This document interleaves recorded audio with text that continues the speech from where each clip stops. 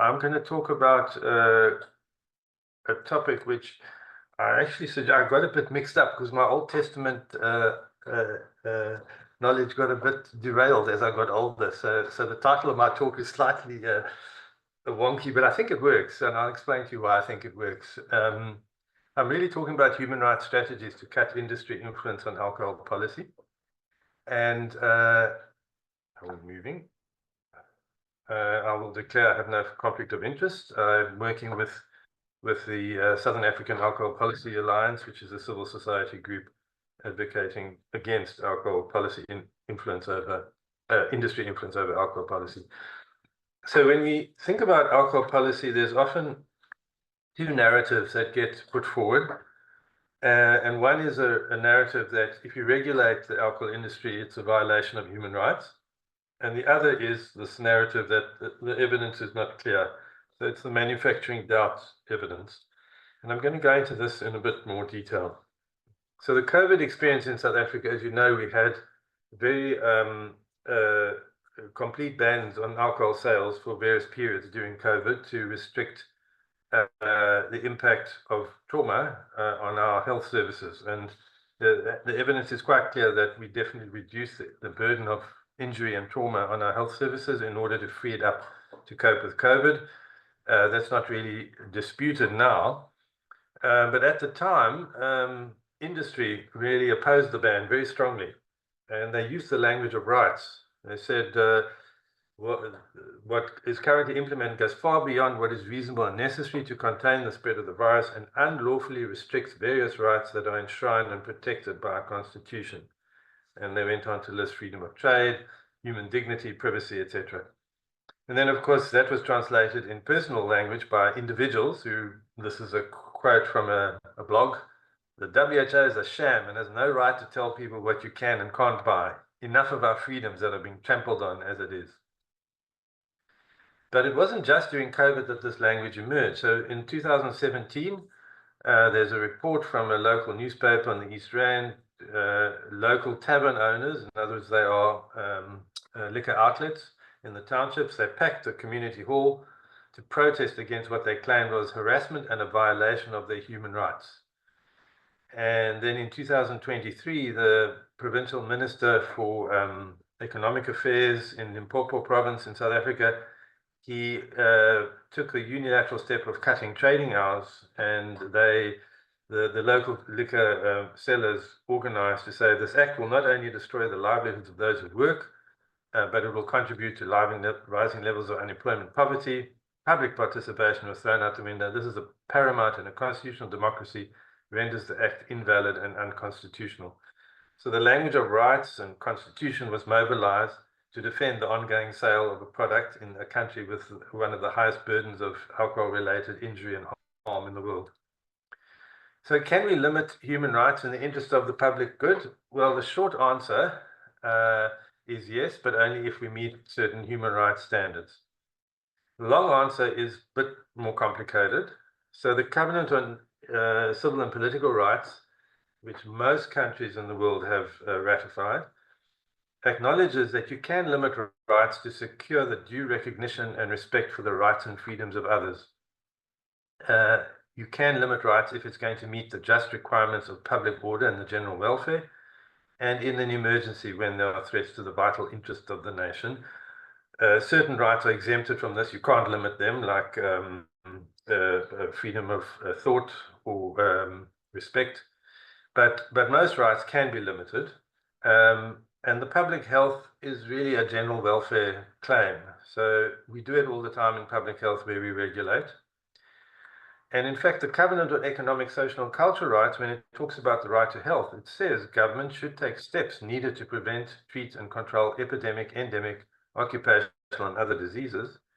And some steps may actually need to limit individual rights to achieve a public benefit. So that's a trade-off we're often faced with, but we have to be compliant. And the UN came up with a set of principles in Syracuse, which basically set out how this could be done in a just and fair way. That if you are going to restrict rights, it should be done in terms of a law, meaning it's put out for comment, people can challenge it. It's not done in a covert way. the objective is legitimate. In other words, what you're trying to do is a valid objective. You're not using it to punish people or to harass minority groups, for example. It's strictly necessary to achieve the objective, and that speaks about effectiveness. In other words, what you're doing is actually going to achieve the objective that you think it's meant to achieve. And even if it could achieve that objective, is there nothing less intrusive and restrictive to achieve the same objective?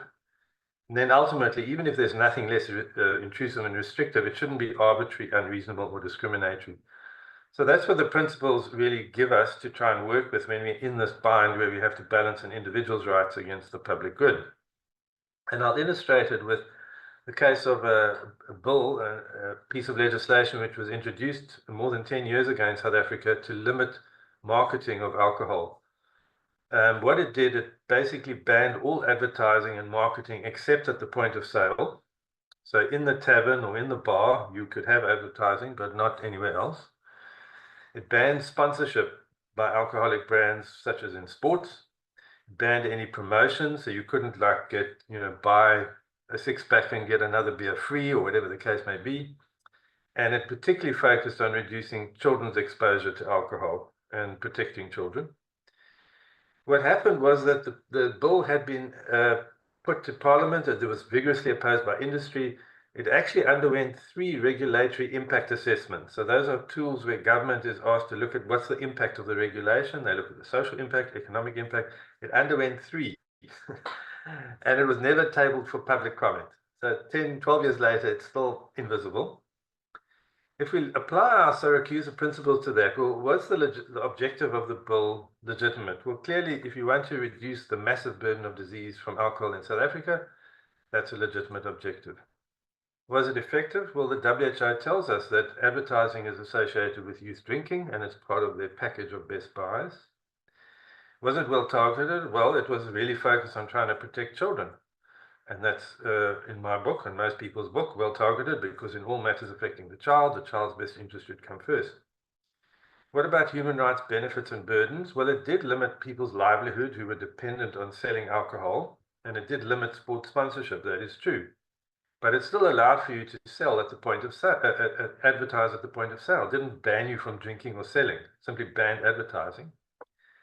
Adults could continue to purchase. And if the marketing industry was impacted, they could redirect themselves. We saw that in the tobacco legislation.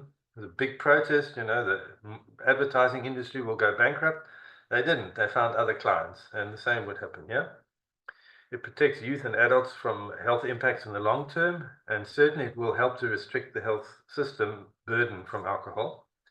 And particularly for children, they are protected from misinformation under the Children's Rights Convention, and from harmful business practices that might be disadvantageous to their health and development under a general comment for the Children's Rights Convention. So we would tick that box that the relative balance of burdens and benefits is in the favor of regulation. Are there less restrictive alternatives? Well, we know that industry likes to encourage education, or perhaps time windows for adverts, or self-regulation, and we know those don't really work. So ultimately, is there a risk? Well, if you don't implement the policy, the harms remain large. So by and large, we would accept that this kind of restriction of rights is a valid restriction. In fact, when it went to court, South African breweries took government to court. The court found in favor of government to say it was necessary for protecting public health. The ban was temporary in nature. It was effective and rationally linked to the purpose. It was reasonable and justifiable in an open democratic society. It was the least restrictive means, and it was proportional to the harms averted. So this was just about banning alcohol during COVID, but the same logic could be applied to other alcohol policies around trying to restrict harms. And clearly, if you banned alcohol in society, this wouldn't be the same logic, but if you're restricting advertising, certainly the same would apply. So I suppose I quote from this paper by Birgit Tobies, which is saying we're missing a trick here for alcohol policies. So she published something really interesting about tobacco, saying that the human rights of children is something that we are not using in our tobacco advocacy. And so there is some work appearing now about using human rights law to advance alcohol control, reduction of alcohol-related harms. But I do want to point out something that happened in the course of this legislative battle, which relates to my second point. So industry was litigating more or less from January 2021 through to May 2022. They tried to get an interdict against government, and the initial one was rejected, and then they appealed. And eventually in 2022, in May, the High Court rejected their challenge. But in February 2021, so this is within a month of lodging their first case, South African Liquor Brands Owners Association commissioned research, which was to show how much money the South African government ban on the sale of liquor has cost the economy. Lo and behold, we got a report which said that South Africa's 3 alcohol bans wiped 52 billion rand. So that's about $3 to $4 billion from the economy. So very significant amount. This is an article in an online newspaper. I went to the link, and this is what I found. You couldn't actually find the report. The report nowhere to be found, actually. And the real purpose of the research is quite clear. It's actually meant for marketing. It's meant for the industry to be able to argue against the bill, against the restrictions. And as Adam Bircher has shown, one of my former students who's now at Bath, very beautifully in his analysis of the alcohol advertising bill, basically there's a battle for evidence, and it's used strategically by all parties to shape perceptions and leverage positions. So how was it used in this case in COVID, in a slightly different situation? Well, 2 months after that research was commissioned, new research highlights major flaws in South Africa's lockdown bans appeared on the media. And the narrative was, while trauma cases declined during lockdown, they acknowledged that, the difference was minimal, they said, compared to countries that did not introduce a ban. And government will have to change its approach, consider new data before choosing to implement future alcohol bans. And the report was led by a so-called independent data expert who said the intention is to bring another voice to the table, but the independent data expert was funded by Distell, the major alcohol company. And their conclusion is that the current ban, which is unsubstantiated by robust scientific evidence, has been implemented at a time when industry was already gearing itself for future stability and was ready to play its part in the country's economic recovery. So the two take-home messages there is that when government says that alcohol is a cause of trauma, it's unsubstantiated. And secondly, we are going to be part of the solution. And we've heard that story before. So I want to thank my colleague, Mark Tomlinson, who wrote a fantastic deconstruction of their paper in our local online newspaper, saying, well, they've cleverly situated the report in a grey space between what is a rigorously peer-reviewed academic paper and an opinion piece that targets the public. If this was a peer-reviewed journal article, it would be immediately rejected based on insufficient description of statistical assumptions and statistical methods, poor referencing, and insufficient detail about the data used. Make sure you frame your publication as independent, and make sure the media describes your reports as objective. But, of course, one of the authors is a prominent member of a lobby group that opposes lockdowns, and the whole report was funded by Distell. The report provided no details of methodology. It's unclear how they reached their conclusions, and what it does seem is that they actually made use of data which they got through screenshots of a provincial dashboard. So they didn't actually have raw data, they simply took pictures and inferred from it. And it's one thing to commission research, which eventually comes out that it's a partisan, but this is a more worrying aspect. So a colleague of mine, some of you will know, Richard Matsopoulos, he's a trauma epidemiologist, published 10 years ago quite a seminal paper documenting the cost of alcohol-related burden of disease in South Africa. The paper's been extensively quoted ever since. And in 2022, 8 years later, while South African breweries were pursuing the appeal in court, this letter got published, which was a commentary on the 2014 article by Richard. It was submitted while the South African breweries case was still ongoing, and the authors turned out to be involved in the previous South African the alcohol industry report, but did not declare any conflict of interest. Richard replied, and that was published a few months later. And so this really illustrates the use of claims to science to further private interest in the policy and legal space. So this was a debate in the journal, but it was clearly intended to influence that court discussion in some way. So I want to turn to this right to enjoy the benefits of scientific progress. It's contained in the International Covenant on Economic, Social, and Cultural Rights. It's Article 15. It says everyone has the right to enjoy the benefits of scientific progress and its applications. Okay, well and good. So how does it come about? Well, it's in the covenant, and there is the Committee on Economic, Social, and Cultural Rights administers it, and they published what's called the General Comment, which is a sort of expert elaboration of the different rights. The one on the right to enjoy the benefits of scientific progress is General Comment 25. The one on health is General Comment 14.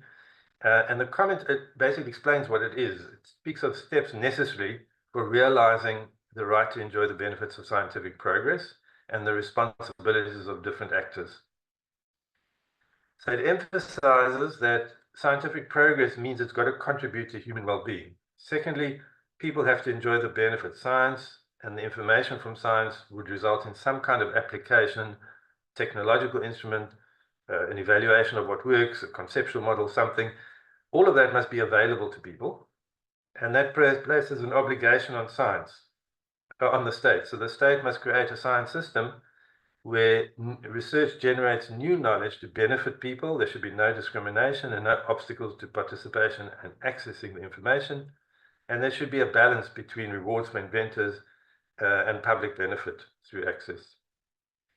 So what does it mean for policy? Well, the general comment elaborates this. A clear benefit of scientific progress is that scientific knowledge is used in decision-making and policies, which should, as far as possible, be based on the best available scientific evidence, and states should endeavor to align their policies with the best scientific evidence available. Fair enough. The principles of transparency and participation are essential to ensure that it is not subject to interests that are not scientific or are inconsistent with fundamental human rights principles and the welfare of society. Secrecy and collusion are in principle contrary to the integrity of science. States should take measure to avoid the risks associated with the existence of conflicts of interest by creating an environment in which actual or perceived conflicts of interest are disclosed and regulated, especially those involving scientific researchers who give policy advice. So in our COVID context, it was quite clear what was going on there. These were vested interest scientists protecting the interests of industry and not the public. So we need mechanisms to protect the population from false, misleading, and pseudoscience-based practices, especially when other economic, social, and cultural rights are at risk. So you really can't enjoy the benefits of science if science is manipulated to serve private interests, and there has to be a firewall to protect policy-making space from pseudoscience, and that is actually a state obligation. Countries that have ratified the covenant actually have that obligation under international human rights law. And I do want to make the point that declaration of conflict of interest is not sufficient. You actually have to sequester that conflict of interest in a way that it doesn't influence policy. We've had examples of the same researcher that I mentioned earlier republishing work, sometimes declaring conflict of interest, sometimes not, but trying to influence the public's debate, discourse on alcohol policy. So we need critical citizenship. So to come back to the two narratives, well, I would argue that human rights consideration can strengthen effective regulation if you frame it as a rights obligation on the state and a rights claim by the public, by the users, by people. And secondly, the right to enjoy the benefits of scientific progress, which is a rather underutilized or under-recognized right, gives us some tools to give direction to control conflict of interest in the policy process. Okay, so just to round off, well, here we have the Goliath of big alcohol. We have David with a sling of human rights. Delilah says, pass the scissors, please. And I'm afraid we will just accept it's Goliath's head on her lap. He gets the chop, and that's the end of the alcohol industry. So I thought I'd use that as a mixed metaphor. Thanks very much.